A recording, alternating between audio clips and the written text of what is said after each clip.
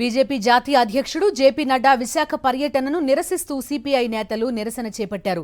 విభజన హామీలపై స్పష్టమైన ప్రకటన చేసిన తర్వాతే నడ్డా పర్యటించాలని డిమాండ్ చేశారు. స్టీల్ ప్లాంట్ ప్రైవేటీకరణ నిర్ణయాన్ని ఉపసంహరించుకుంటున్నట్లు బహిరంగ సభ వేదికగా ప్రకటించాలని డిమాండ్ చేశారు. ఎన్నికల ముందు స్టీల్ ప్లాంట్ని ఆదుకుంటామని హామీ ఇచ్చిన కూటమి నేతలు ఇప్పుడు మాట మార్చారని మండిపడ్డారు. ఇదే అంశానికి సంబంధించి మరింత సమాచారం విశాఖ నుంచి మా ప్రతినిధి నాయుడు అందిస్తారు. బీజేపీ జాతీయ అధ్యక్షుడు కేంద్ర మంత్రి జేపీ నడ్డా విశాఖ రాకను తీవ్రంగా వ్యతిరేకిస్తూ సిపిఐ నేతలు జీవీఎంసీ గాంధీ విగ్రహం వద్ద నిరసన కార్యక్రమం చేపట్టారు. నిరసన కార్యక్రమం గురించి మరిన్ని విషయాలు అడిగి వారి మాటలు తెలుసుకున్నారు. సార్, ఎందుకు మీరు తీవ్రంగా జేపీ నడ్డా రాకను వ్యతిరేకిస్తున్నారు? ఇప్పుడు బీజేపీ అనేది ఆంధ్ర రాష్ట్రం మీద వివక్ష ఉంది ఎక్కువగా. ఈరోజు మరి ఎమ్మెల్సీ మాధవ్ గారు రేపు సాయంత్రం 4 గంటలకి ఇదే గ్రౌండ్లోని మీటింగ్ పెట్టారు. ఏం ఉద్ధరించారు అనేది మేము ప్రశ్నిస్తున్నాం. ఇప్పుడు విశాఖ ఉక్కుని మరి ఏదైతే పర్మనెంట్ ఎంప్లాయీస్ ఉన్నారో వీళ్ళందరినీ వీఆర్ఎఫ్ పేరు మీద తొలగించారు.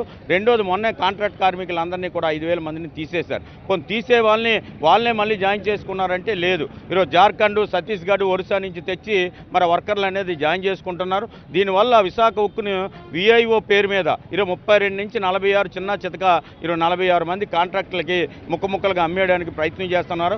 ఒక పక్క మన ఎమ్మెల్యే గారు చెప్తున్నారు, అంత పెద్ద ఎత్తున ఈ రాష్ట్రంలో మెజారిటీతో గెలిపించిన పల్లా శ్రీనివాస్ గారు అవాకులు చవాకులు చెప్తున్నారు. 2,000 మంది కార్మికులకి అక్కడ గుత్తందారులు, అధికారులు ఎవరైతే ఉన్నారో యూనియన్ లీడర్లు ఏదో కొంత డబ్బులు కాజేస్తున్నారు. మరి ఏం చేశారు మీరు ప్యాటర్న్గా ఉండేటప్పుడు? అప్పుడేం ప్రశ్నించరా, మాట్లాడరా? ఈరోజు కూటమి ప్రభుత్వం అధికారంలోకి వచ్చిన తర్వాత ముందు ఒక మాట, గెలిచిన తర్వాత ఒక మాట అనే పద్ధతుల్లో ముందుకు పోవడం అనేది ఇది సరైన విధానం కాదు. ఈ ప్రభుత్వం అనేది అసలు స్టీల్ ప్లాంట్ మీద తప్పుడు ప్రచారాలు, తప్పుడు మాటలు తప్ప స్పష్టమైన మాట అనేది రాలేదు. ఇప్పుడు జేపీ నడ్డా వస్తున్నారు. ఏం చేస్తారండి మీరు విశాఖపట్నంకి? ఏం చేస్తారనేది ఇక్కడ మీటింగ్ పెట్టుకుంటున్నారు ప్రజలతో. ముందు అది మాకు చెప్పాలి. మీరు ఆంధ్రాకు సంబంధించి చాలా వివక్ష అనేది మీ మీద ఉంది. విశాఖపట్నం హుక్కుని మీరు ప్రభుత్వ రంగంలో కొనసాగిస్తానని, అలాగే విభజన చట్టం హామీలు మేము అమలు చేస్తామని రేపు ఉన్న వేదిక మీద మీరు అమలు చేయాలి. లేకపోతే మీరు ఎలాగైతే ప్లేట్ దిగుతారో ఆ ప్లేట్ వెనక్కి వెళ్ళిపోవాలనేది సిపిఐగా డిమాండ్ చేస్తున్నాం. నేతలు మాత్రము అసలు స్టీల్ ప్లాంట్ ప్రైవేటీకరణ జరగట్లేదని వాళ్ళు చెప్తున్నారు, విశాఖ ప్రైవేటీకరణ జరుగుతుందని మీరు చెప్తున్నారు. ప్రైవేటీకరణ జరగలేదని వాళ్ళు చెప్పిందే నిజమైతే 43 విభాగాలని విడివిడిగా ప్రైవేట్ పరం చేయడం ఎందుకు?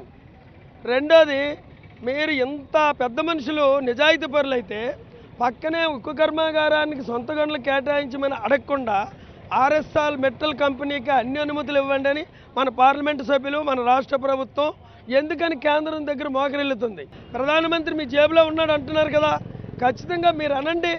కేంద్ర మంత్రి, ఉక్కు మంత్రి చిందో, ప్రధానమంత్రి గారి చిందో, లేకపోతే ఆర్థిక మంత్రి చిందో ప్రకటన చేయించండి. విశాఖ ఉక్కు కర్మాగారానికి సొంత గనులు కేటాయిస్తాం, ప్రభుత్వ రంగంలోనే కొనసాగిస్తాం, లేదంటే విభజన చట్టంలోని హామీలన్నీ అమలు చేస్తాం, ఉత్తరాంధ్ర వెనుకబడిన రాయలసీమ జిల్లాలకు ప్రత్యేక ప్యాకేజ్ ఇస్తాం అని చెప్పమనండి. ఆయన జేపీ నడ్డా గారు విశాఖపట్నం వస్తున్నారు. మేము ఒకటే ప్రశ్నిస్తున్నాం, విశాఖపట్నం ఉక్కు కర్మాగారం ప్రైవేట్ పరం చెయ్యం, ప్రభుత్వ రంగంలోనే కొనసాగిస్తామని ఒక మాట చెప్పమనండి. మేము రేపు నిండి ఉద్యమాలు చేయం, మాకేమి ఎండతో సరదా కాదు, కానీ మీ ప్రకటన చేయాలా?